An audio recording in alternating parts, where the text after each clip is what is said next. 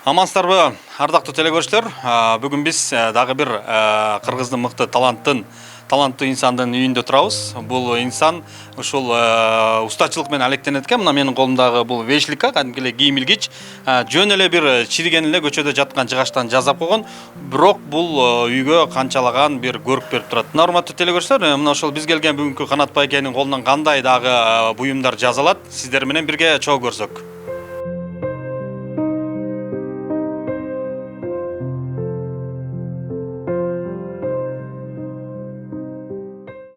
Негизи элдимарлет азыр евро жазып атышпайбы, евро кылып, пенопласт жаптап, бүт эле химия кылып аткандан анан. Негизи өзүм жаман көрөм да аны химия менен. Ушундай экологически таза кылсамбы деп. Ошо интернеттен көрдүк, тияктан карап, бияктан карап анан потолокту жыгач кылсак болот экенден ошо базардан сатып келип жыгач кылдык биринчи. Жыгач кылып анан люстра, жакшы люстра алалы эми. Анча бир 15-20 мыңдан бирөө ошондой болуп болуш керек. Биз менен келинчегим жана Pinterest деген программа бар телефондо, жалаң жыгачтан жасалган. Ошону көтөрүп келип алып туруп, мына момундан да люстралар бар экен сонун. Карасак ушундайларды жөн эле тилип туруп эле чаптап койсо эле сонун болуп калат экен анан. Ошо бир бул жерде бир жолдо жатты эле бир кубураган кара жыгач болчу. Ушуну алып барып анан кайыңда жыйыным пилярам бар, ошо жака барып тилдирип. Ошо күнү эле тилдирип келип эле жазап тактым, таксам эле сонун жарашып калды. Анан проводторун түшүрүп, анан проводтор көрүнүп калчу да, что-то ал искусственный болчу. Проводду кантип жабам эми? Анан камыш бул сыртындагы камыш да. Анан камышты кийгизип койдум мен сыртыначы. Ошо анан кийин бир шернебиз бар, шерне тамак болуп анан. Бuyakta бир жыйыным бар. Ада ошо жыгач жагынан жакшы да, аябай эмеси, фантазиясы күчтүү. Ой тайке боору ягы софиттери жок, жакшы көрүнбөй алат экен деп атпайбы. Анан муну тилдиргенден кийин четинен түшкөн жыгачтар болчу, бул софиттери четинде. Анан ушинтип жасап койсок эле окшошуп калды. Ошо химия жолотпой койгон аракет кылам да негизи эле. Жатканда дагы, турганда бала бакыранын ден соолугуна зыян тийгизет экен да, клей, шпаклевка. Эми мынакей мына ошол жыгачтар, кара жыгачтан деп атасыз. Анан ушуну эми курт баягы жыгачка курт деле түшөт да. Анан курт жебеш үчүн буга кандай кыласыз? Лактап коесузбу же кандай кылып сактайсыз негизинде эле буну? Мен бул кара жыгач бирок катуу да. Кыргызда сөз бар эмеспи? Жыгачтын жумшагын курт жейт, адам жумшагын адам жейт депчи. Бул негизи катуу болот, бирок алифте аны лактап койсо жолобойт да буга. Коркунуч деле болбосо болот. Ушинтип сакташ керек. Ошентип сактаса болот. Анан негизи кабыгын ачбай куртка жедирип алып жасаганда бир өзүнчө сонун да, оюлар курт өзүнчө бир ой түшүрөт да. Куртка жедирип туруп жасасаң анан кийин сонун түшөт да. Мынакей Канат байке, баягы бир эле ушул жыгачтан эмес, керек болсо мына ушул тартылган туш кийиштин ордуна дагы шырдакты тартыпбыз. Бардыгын бир этной стилде жазып атыпбыз да. Бул шырдактарды ким, келинчегиңиз жасайбы, же апаңыз жасаган шырдактарбы? Ушул боюнча да айтсаңыз. Эми азыркылар жасабай калдыбы азыр? Баары эле бекер окутка көрүп калышып атыр. Апамдын жасаган шырдактары бол. Ошо жерде эле салынып турчу буларчы. Апам азыр 82де. Анан буякта бир эжекемдикине барып калсам, обой чаптап атыптыр, бир картина да, бир жакшы бир гүлдөрдү заказ берип, анан атайын жазаттык депчи. Анан мен залымдын баш төрүнчү жагына кандай заказ берсем болот экен дегенде ой туулуп калды да. Анан үйгө келсем эле жерде салынып турат. Давай деп эле сразу ошол момент эле анан стенага урдук. Стенага урсак эле сонун жарашып калды.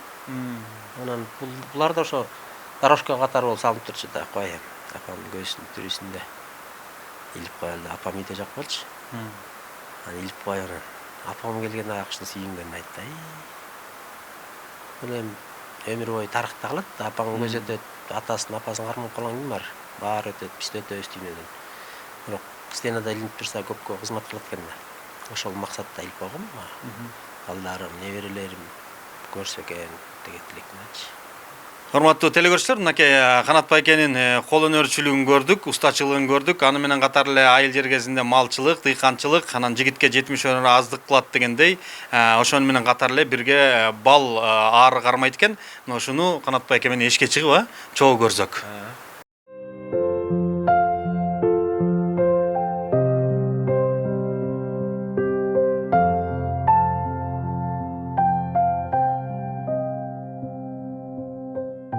Бул бал челекти кармаганыма 4 жыл болду. Ушу 4 жылдан бери кармап келатабыз.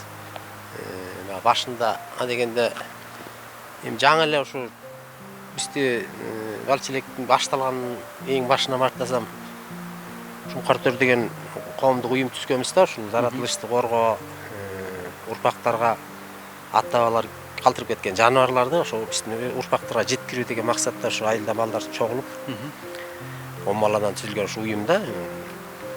Бул эми арынын аябай эмеси көп экен да, муну түйшүүгө буну билем, мен баарын билем деп айткан болбойт экен да. Ар жыл сайын өзүнчө бир иштерди кылыш керек экен да. Арыга карап байкап туруп. Ошо эми ары эне арыдан турат. Анан трутин деп коет, эркек арыдан турат. Анан рабочий ары 3 арыдан 3кө бөлүнөт да. Ошо эне ары абилет болот. Абилет болгон деген ошо эркеги менен кошулганда асманга чыгып кошулушат да булар. Кошулганда дагы булар жөнөкөй эле анча-мынча слабый трутин эркектер менен кошула бербейт экен да. 60-70 км/ч ылдамдыкта учат экен. Ошого жеткени гана кошула алат экен да. Күчтүүсү да кошулат экен да. Жаратылыш Аллах Тааланын берген эмес да. Ошо абилет болуп келет экен да, анан бир 10 күндөн кийин анан тууп баштайт да бул. Азыр деген булар развитие убагында, азыр көбөйүп атышат да. Медосбор деген бизде июндун аягында башталат, июндун бир 20-ларындачы. Ошого чейин буларды көбөйтүп алыш керек да, арынычы. Арыны канчалык көбөйтүп алсак, ошончолук башымап келет да.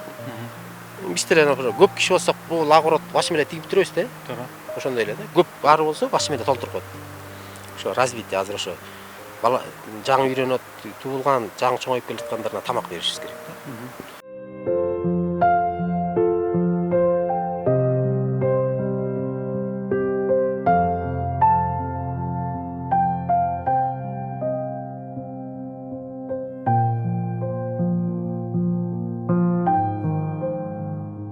Былтыр ошо 14 бал челек болчу.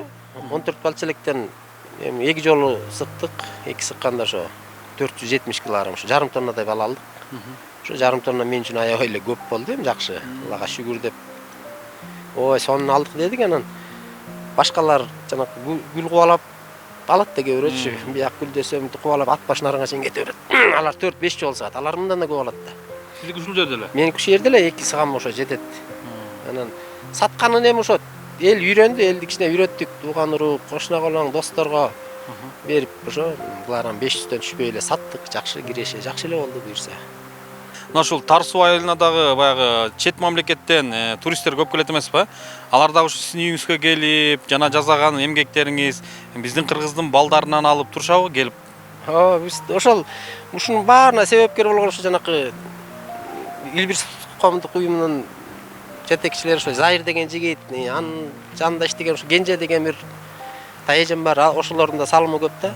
Ошолор бир программа эме түзүп, ушул долбоор түзүп, ушул бал челекке дагы бир турист тарсак болот экен деген эме менен ошо эмеге программага киргизип коюшкан да. Анан ошо былтыр келди.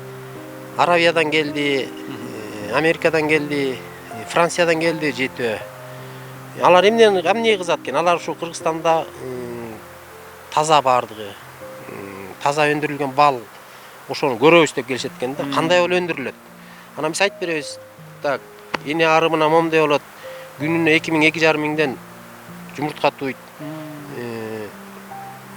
Мартта туулган ары 35 күндүк болуп туулат. Андан кийинкиси 30 күндүк болуп туулат. Нары 30 эле күн жашайт да өмүрүндө. Андан чоңоюп бал ташып келип атып өлө берет да. Анан августта туулганы 9 айлык болуп туулат. Кудай Тааланын кылганы.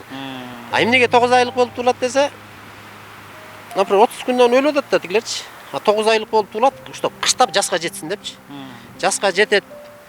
Жаска жеткенден кийин жазында туулган жаш арыларды жумушка үйрөтүп, ичин тазалайт да алар. Ичин тазалаганды үйрөтүп, жана ячейкаларды чойгонду үйрөтүп, бал ташканды үйрөтүп туруп анан 9 айлыктар өлөт да. Анан кайра ошо поколение кетип. Кадимгидей эле жашоо болуп экен улардын, а?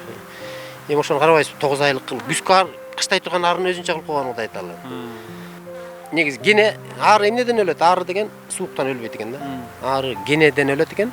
Кандай гене база бар? Жок, талага жана гүлдөргө барганда ошо өзүнүн генеси болот экен, ошо жабышат экен жонун анан денеси кычышып кыжалат кылып атып өлтүрөт экен, анан тамак жоктон өлөт экен да кышындачы. Ата калгандан өлбөйт экен, жакшы карап. Азыктанбай калат. Жакшы карап, жакшы дарысын берсең эле өлбөйт. Анан ошо быйыл интернеттен көрүп, бул балчелектин астына жанакы эмеге каршы гүл сээп койгом, ошо курт кумурска жолобойт экен да. Буюрса ошолор чыкса анан ийгилигин да көрөбүз. Мына урматтуу телекөрүүчүлөр, биз Чоң Кемин өрөөнүндөгү Тарсуу айылында турабыз. Мына ушул канат байгедей болуп, айыл жергесинде деле ушундай эмгектерди кылып, маңдай терди төксөк, бала чаканы бакканга бардыгына шарт түзүлөт. Алыс жака барып, акча эстеп кыйналбай эле ушул чакан эле жерде ушундай дыйканчылык менен, малчылык менен ары багып, ушундай эмгектер жасаса болот. Ал эми сиздер биздин эфирди көрдүңүздөр, сиздер менен коштошобуз. Аман туруңуздар, сак саламат болуңуздар.